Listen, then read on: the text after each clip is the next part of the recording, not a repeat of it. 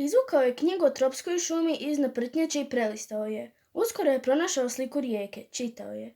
Rijeka Amazona se proteže duljinom od 6000 km, od peruanskih planina preko Brazila do Atlantskog oceana. Polovica svjetskih tropskih šuma raste u njenom porječju. Ivan pogleda Anu. Nalazimo se na rijeci Amazoni, rekao je. Dugačka je više od 6000 km. Uzdahne Ana. Pogledala je rijeku i provukla ruku kroz njenu tamnu vodu.